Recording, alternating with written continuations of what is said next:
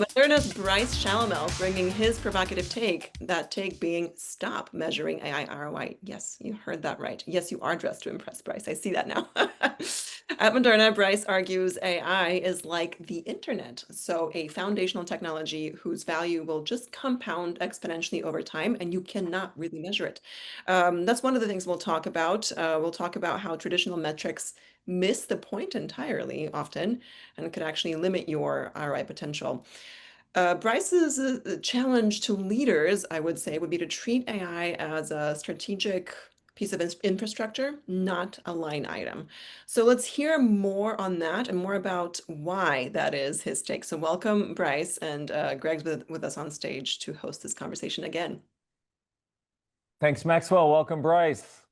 Hello, Greg. So nice to be with you again. I'm not going to let you talk about that yet, though. Meaning, because you're basically invalidated the whole purpose of the conference, which is ROI. So, but we'll get there in terms of your point of view on ROI, obviously. But what I do want to start with, Brice, just to bring everybody up to speed, is let's spend 5 minutes or so talking about your journey at Moderna, and you were gracious to spend a couple hours with me in person, and this is all information you've been very public with, the company has, in terms of this AI journey. So if you could just sort of refresh us for those who have been following, and maybe we've read the HBR, HBS business case rather, but refresh us all about this journey that you've been on and where you're at today, please. Of course. So first, at Moderna, we think of AI as a utility, so as something that everyone is going to need and use all the time. It's more a matter of when and how than if. And so from that consideration, when GPT-4 was launched, and it was an API at the time, there was no such thing as ChatGPT, we built in a couple of days a client for it. We met with OpenAI and agreed on a zero data retention policy and enforcement. So our data was not retained through the inferences with the model, and we gave it to 8,000 people, right? So that took about a couple of weeks. From there, we asked them, what is this useful for? Right? Even though we had our own ideas, but we cannot be in their minds, and we're not mind readers, and we cannot have their expertise, their background, their intelligence to understand all the use case of such a universal technology. Out of this, we thought we would have 20 or 30 answers, but we got more than 300.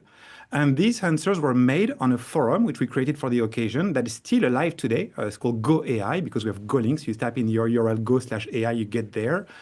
And this forum has 3,000 active members. Remember, we're a 5,000 people company.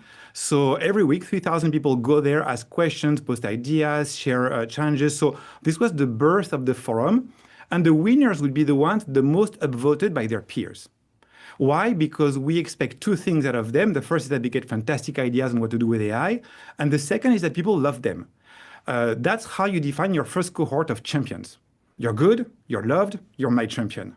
And they came from all over the company. Out of this, we categorized all those propositions, way more than we thought. So we needed AI for AI. And one of my first use cases of MChat, which was our client originally for GPT-4, was to categorize all the use cases that people had found. And we found eventually that we had 4 big categories. People thought to use it as an assistant to automate simple tasks, daily tasks. People thought to use it as an expert, to have expert conversations, either on their own field or on the field of someone adjacent to them that they don't know well enough, but they don't dare ask questions. The third is they thought AI would be a great coach to learn something, to engage with the growth mindset, to expand on zones that might be uncomfortable, and to experience new skills, new domains, new languages, And the fourth is AI as a creative partner. One of the very famous ideas that was proposed in this initial contest in 2023 was called the Beard Man, and it's the story of someone who has a big beard but has to work in a clean room. And then what does it take to work in a clean room when you have a big beard? And they made a song out of this. Then they put chords on this, then it became an actual real song, and then everyone was singing it in the corridors, and we knew that AI was onto something. So, and a great way, by the way, to share something that is very important, which is hygiene in our clean rooms. Right. Now we'll fast forward. 9 months later, the client of OpenAI had leapfrogged us. It was able to do tool use with Python scripts, web browsing, a number of things which our client was not able to do. And so you mean chat, just for the audience, you mean ChatGPT? I mean ChatGPT. Yeah. So we were one of the first clients of ChatGPT Enterprise. And then again, instead of opening it to 10 or 20 people, we opened it to the whole cohort of our full-time employees. And why? Because if this is a utility, why would you deprive anyone of it? And not to mention, let's say we are talking mobile phones or the internet, and you give it to 5 or 10 or 20 people. How valuable is it to them if they can't call anyone with it? So same thing here. How valuable is AI, let's say to a researcher, if legal is not using it and setting the guidelines, if finance is not using it and setting the budgets, if HR is not using it and ready to recognize them for their effort with AI? So the forest creates the trees. If you're launching a pilot without having the full ecosystem enabled, understanding, and powered by AI, you're going to meet some adversity all along the way because the ecosystem is going to fight against it. You're going to have a graft rejection. So we didn't want that to happen. We signed for way more licenses than we had users at the time. And then we ran to enable adoption, enable proficiency around it. So hold sec. So this idea of starting a pilot, let's say in marketing and not sales, or finance and HR, you think that's fundamentally flawed as a strategy just because those people work with colleagues that are outside of, let's say, marketing, and you right away set up some sort of tension or second-class citizen, or just your point of view is everybody should get it. That's exactly right. And I would more call it cruel than flawed. It's like, why would you do this to your salespeople? Like, what have they done to deserve this? That the marketing has AI and they don't, and they have to, like do their own custom N of one messaging to 3,000, customers. Like how? Right. So, and of course, this is a perfect example. Marketing creates a campaign. Our account manager has, let's say, 300,000 outlets that can distribute a product. They need to send individualized messages to each of those outlets from the campaign. If your marketing is enabled and empowered, but your sales are not, then your chain is going to break at the weakest link. And the weakest link will be sales. So this is true also of the internet. Like, why would you give the internet to your marketing and not to your sales? Like, what are they supposed to do? Send a horse? And we could go back to electricity. So it's, then again, the principle is this is a universal technology. Everyone is going to use it every day, and we need to equip everyone with it. Now, with that being said, we didn't have 100% adoption from day one. We had to explain, create awareness, create desire, showcase champions and their use cases, let people speak to their peers about what they could do with it, because there's always someone in every team that's going to fly with AI. Take that person and let them invite the rest in their culture. Right? You can't teach culture, but you can invite in culture. Let the champions invite the rest of the teams in their culture. And this is how we ended up with like 85% adoption, and it was in December 24. So almost a year ago. And we're kind of plateaued at 85% adoption. It's a bit frustrating. So what we did, we organized the year-end evaluation and reward process with AI. So we deconstructed the 12 components of it, created 12 AI agents. One of for the performance review process, right? Yeah, for employee performance reviews. Got it. Yeah. Okay, cool. Yeah. This simple thing, in a normal company, people only have two things in common: a laptop and a paycheck. And one of them matters more, is the paycheck. So you have to go for what matters the most, right? And interestingly, no one dared being calibrated with their peers without AI when they all have AI. So it was kind of a chicken dare game. And in the end, we jumped immediately in 1 week from 85 to 100% adoption, period. That was done. We've never gone back from there because, of course, once you use it, once you see the benefit, once you have an actual really concrete use case, which is to get a promotion or put your best foot forward in the evaluation process, you're not going to forget that experience easily. So you were unhappy with 85% adoption, which, by the way, I think is, is very rare. We can talk about that later.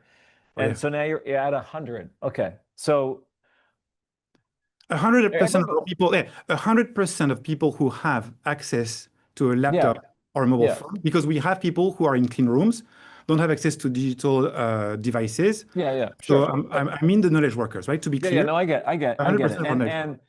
And is that like monthly usage? Do you care? Is it monthly, weekly, daily? Like, how do you think about that metric? That's a great topic because really when you want to think of it, there are 5 steps in this process. The first one is access, and we talked about it. Give access to everyone. The second one is adoption. We just discussed about it. Like, are people going to adopt it or not? And, how often are they going to use it? The third one, which is very tied to how often are they going to use it, is proficiency. How good are they at using it? The fourth is ways of working. Do they start their day opening their inbox, or do they start their day opening ChatGPT, connected to Outlook, and asking what's in their inbox and getting a summary of the intelligence surface of all their inbox?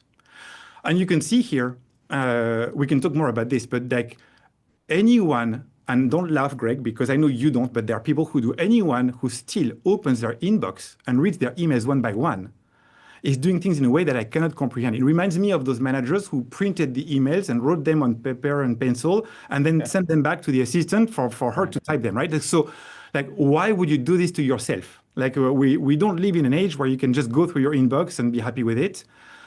Use a connector to Gmail if you're a Gemini Gmail user, to ChatGPT or to Copilot if you're an Outlook user, and ask, what is the priority?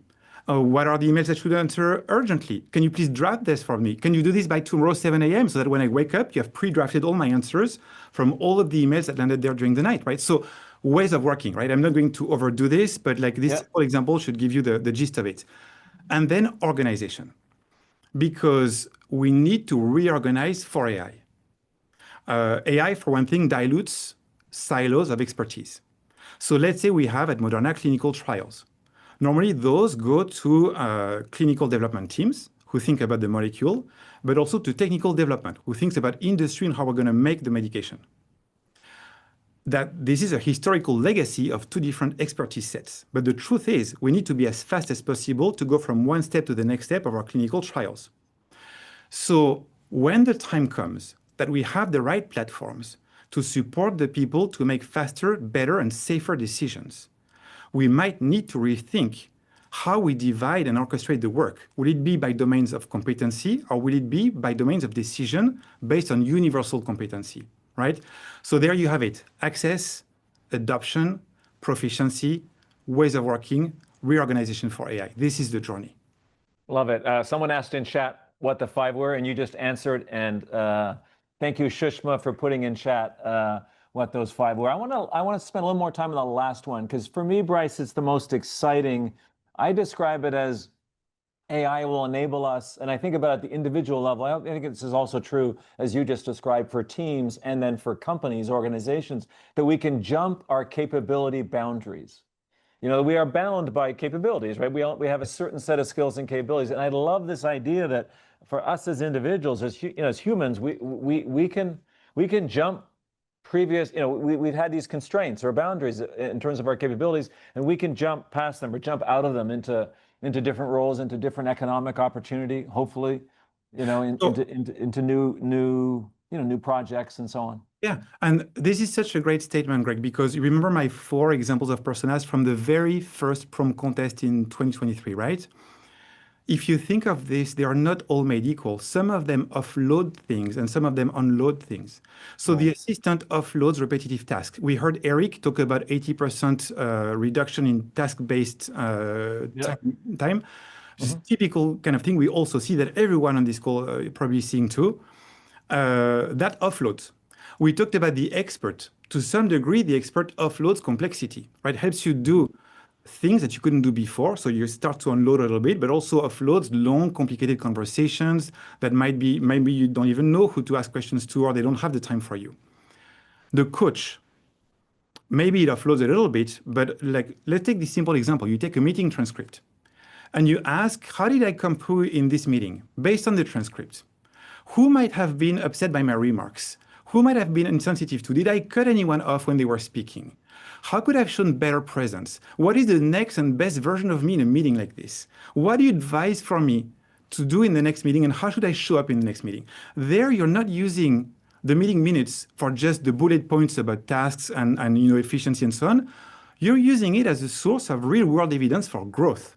So this onboards something. Suddenly, you're a better person. And the coach doesn't hallucinate. There's no such thing as a coach hallucinating. It guides you from the data you give it, and then you have a reflection, a soul searching, and the coach doesn't judge you. It's not judgmental. If anything, it most often praises you, so you have a little bit of pep talk around side. Right. So if you want hard coaching, you should ask something to the effect of, give me a searing critique of my presence in this meeting and remediation for each of the very bad points. And then you have no ego and you can read it. Yeah. But and then we come to the creative partner.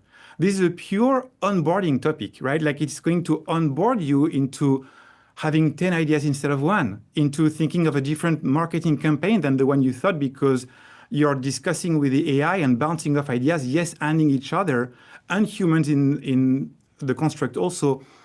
And you land into what I would call a transitional system of intelligence, right? That both offloads things and offers new things. And why this is important? Yeah, I love this. I love this idea. I want to capture this in chat too, Maxwell. On board and off board. You know, we started the morning, Brice, with this very simple framework that we use, cut and create. That AI can, you know, help us cut workflows and tasks, and offload is what you would say. And I call it create, which is create new revenue streams, create new products, create new services, create new ways of working. And I love this idea. It's the idea of onloading, right? That it's not just one, it's not just the offload, Yes. it's the onload or the growth, as you said. The transition, because in the Yeah. end, Greg, what we need to think about is work. So companies have a mission statement. They have a reason to be here. From in my mind and in my heart, every company is a greater good company, or almost, like has a purpose and a mission on earth that is vital to the continuation of our humanity. In that mission, we need work. We need people to work for the achievement of the mission. Now, there might be AIs that support some of the work. There will be humans who do some of the work for as long as we can see. Like AI is not going to put us out of a job, by the way. I'm going to state the obvious. But if anything, people who are flying with AI have more work than ever because now they have 10 ideas instead of one. So, and there will always be problems for them to solve. Like, sadly, I have to say, I am going to leave to my children a world that still has problems to solve. And Right. so the fact that we are thinking at the surface of work and that we understand that the surface of work will be ecosystems of intelligence. I'll take an example. We have manufacturing at Moderna, and the factory cannot stop, right? We are on time to produce and to deliver medicines to people who need them for their lives. So if something goes wrong, there's a monitoring system, there's an alert, there's a pager duty, and then someone who wakes up at night and has to fix it. It is not unthinkable that in the near future, agent key orchestration platforms monitor all the signals and send the message to the pager for the person to wake up and go to the factory. So now there's an AI somehow managing a human. And that's fine. That's okay. It actually might be safer and better, right? And so we need to anticipate the layers of humans and AIs, not only in the way that they are hybrid and that they work together, but also the way that they manage each other and that the way that this ecosystem thrives and that our mission is delivered, right? And this is why the transitional nature is important, because a role is never more than a bundle of skills and tasks. And the roles are going to be there, but the skills and tasks are going to evolve dramatically, right? The dynamic of the skills and tasks is very, very fast at the moment. Things that people did 5 years ago, they will not do next year. Things that they are starting to do, no one has done before. But the role is there. So when I hear, for instance, people saying, oh, maybe we should stop hiring junior people because everything they do is done by AI, Right. Right. I don't understand it, because this means that you are misunderstanding the person for the role. And you use to assign to that role tasks that are no longer needed, and you're failing as a manager to upgrade the role to the level that it could deliver today. And the people who are joining you, they know how to do this because this is how they studied. And so you understand my principle here, like the Yeah. role is an encapsulation of tasks and of skills that match each other.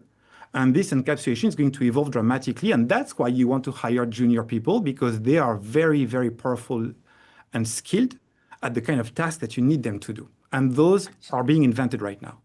So, but why then, Brice, are all at least half the pundits, if not more, are predicting significant, massive job loss. Even Dario, right, CEO of a leading independent AI company, keeps coming out and making these predictions of 20, 30, 40% of roles will be eliminated, and we should be ready for UBI or some other ways to.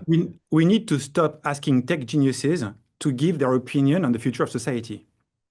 Yeah, I agree. Right? Like this say more, is but say simply more. not their domain of expertise. So I will say this: every stage of automation in the past has led to a change in jobs and tasks within full employment for our society. Every and each one of them.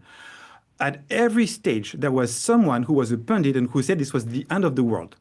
And we can go back as far as we want, like writing with Socrates and Phaedrus, saying that writing was the end of the world, all the way now to AI, and I won't name any names because they're still alive and they might be angry at me. But I want to say this, is that no, like I don't believe at all that we are going to be in massive unemployment in our society. It's just that they understand the things that are about to disappear and they are not able to dream the things that are about to appear. And the gap between both is killing them, right? Like it's killing their thought process. So certainly some tasks and some roles are going to go away, right? I want to say that, for instance, it is not impossible that people who today drive Ubers find it more difficult in the same numbers tomorrow as we have robo-taxis and Waymo cars and things like this. Like, this is possible. But then they are going to do something else. Maybe they become a vibe coder. Maybe they code with vibe coding 100 apps a week, and maybe they sell them for $50 instead of $1 million.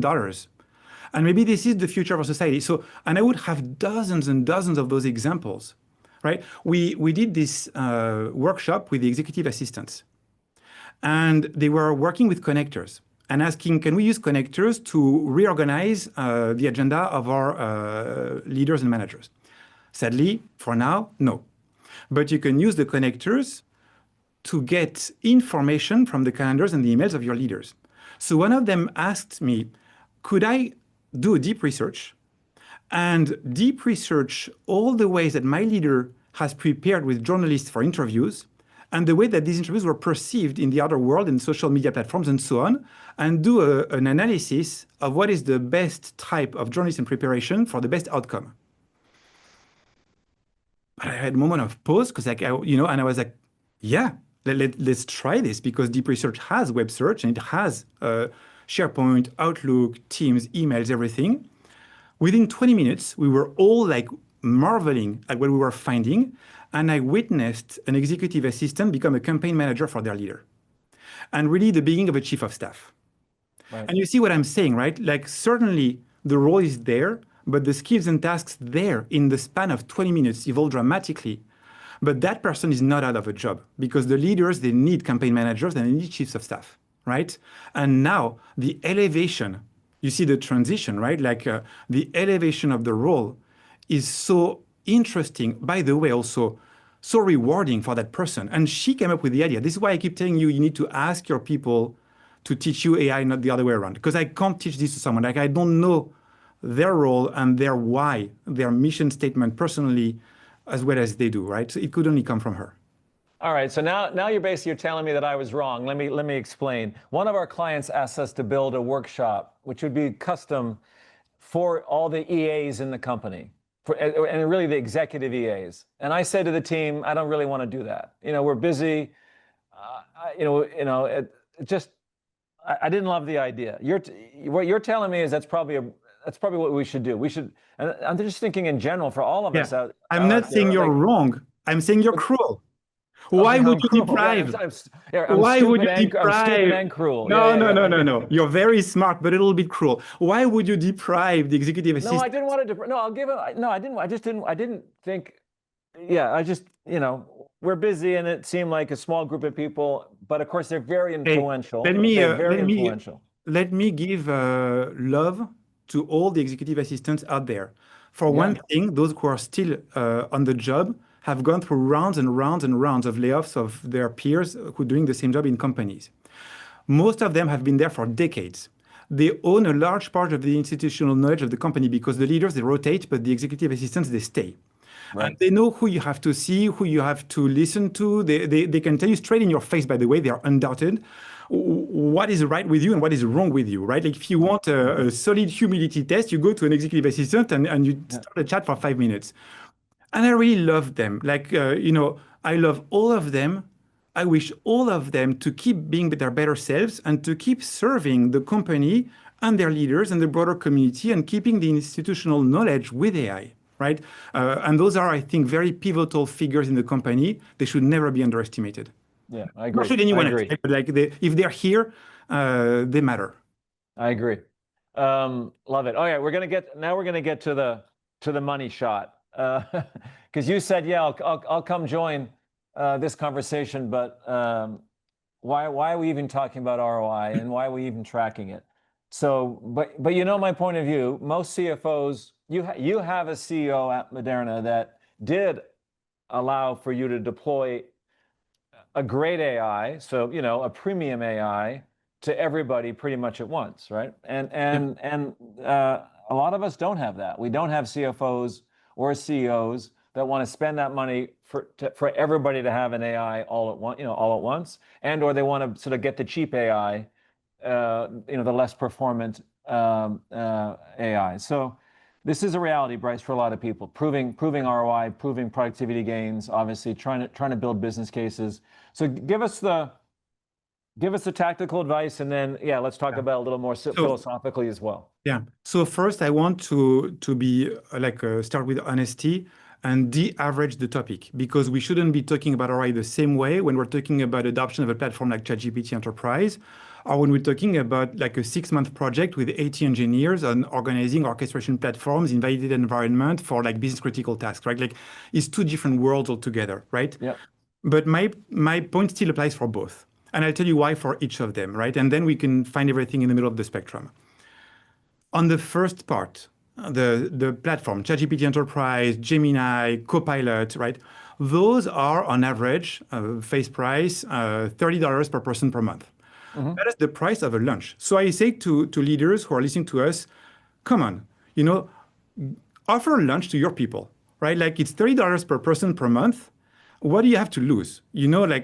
Certainly you're going to have a 6-digit figure at the end of the month for like any segment of 5,000 users. But is it really the kind of savings you want to go through? You want to take a lunch away from them, and why?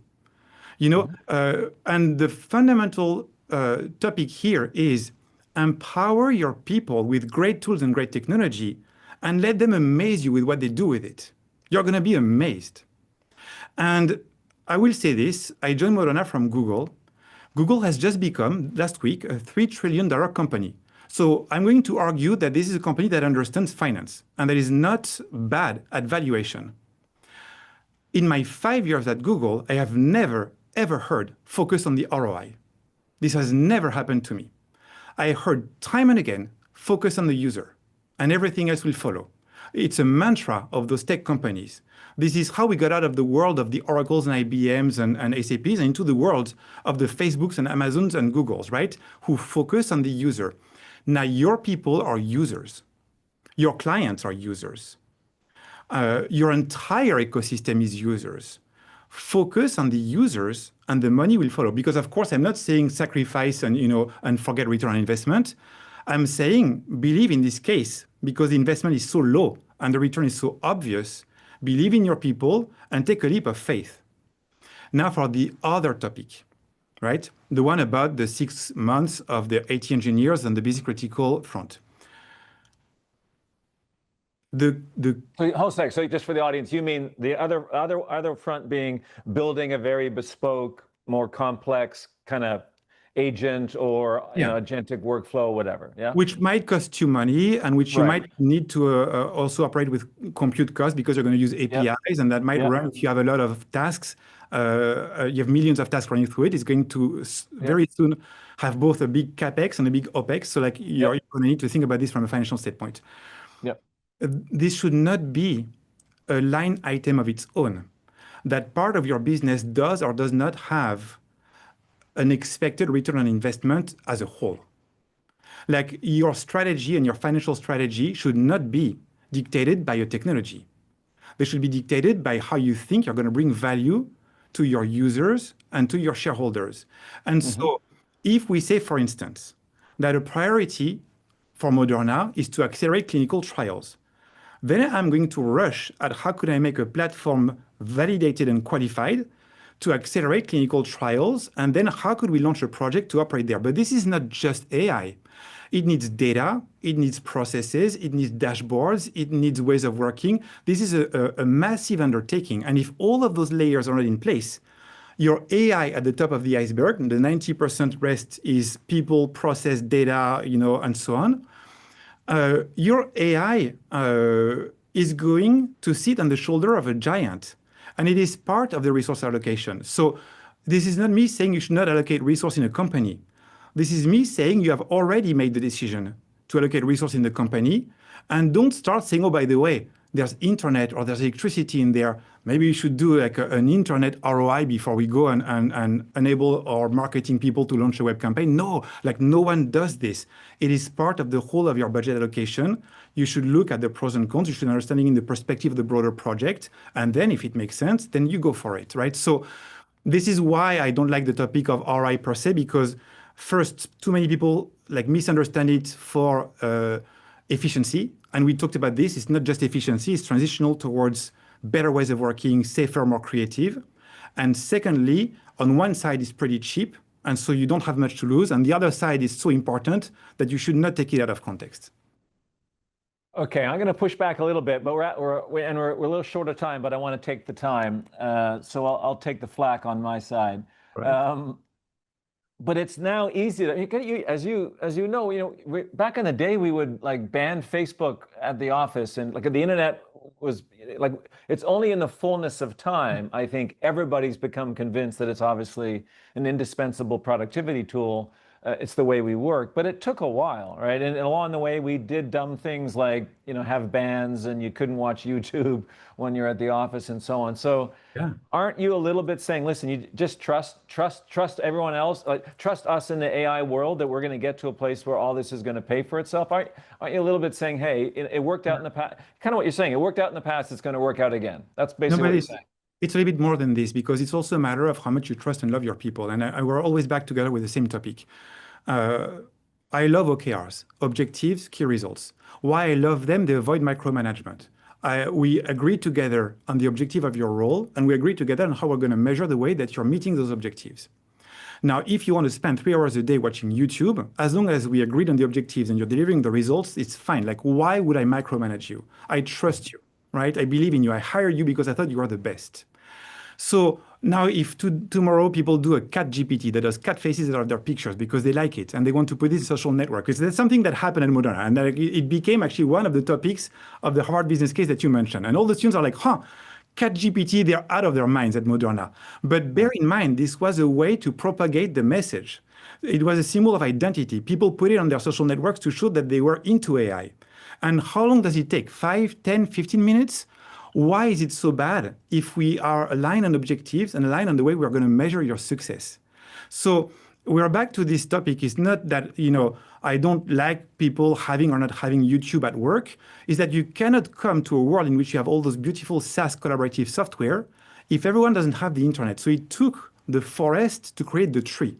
And when we use together today tools such as this Zoom platform, right? How would it work if everyone didn't have the internet? Or Google Docs, or any other thing that you like to do on work applications, leveraging the internet and the power of compute through the internet, you need the forest of adoption for the tree of that use case to appear, right? And in the process, to believe that your people are not there to betray you, to slack at work, and to do stupid things with stupid tools, you should still protect them, protect their data, protect their privacy, give them guardrails, explain to them the do's and don'ts. This is a whole new technology. Like, don't give it to them and then let them run away with it without some level of training, some level of governance, some level of explanation. And I know all the other guests have talked about it, but like, it goes without saying, I'm still going to say it. Once you've made them safe, once you've created a playground for them, right? And it's safe, and that's how we can play. It's fine. Playing is how every animal species that has some evolution understands and learns things. Anyone who has kitten or puppies knows this. Playing is the way that kittens, puppies, babies, and humans, and me and you learn new things. Give them a little slack, let them play with it at home, at work, let them find ideas of what they can do with it, and then they're going to amaze you. I love it. Brice, in chat, we're gonna end on that. Playground, play. Brice, in chat, people want you to be their CEO. Well, be ready, because then that means that I'll be working for you all day, and that you're going to be so empowered and so amazed that we're going to do amazing things together. I want everyone, because if you are on this event right now, if you're listening to this conversation, if you came here and spend your precious time not with your loved ones, not with your priorities at work, but learning, growing, listening, paying attention, it means that you're exactly the right people for the startup that I would be a CEO of, and I can't wait to work with you. I love it. I'll sign up for that startup, Brice. You be CEO. I'm getting tired. All right, guys. Thank you, Brice, again for joining us. Appreciate it. Always learn from you.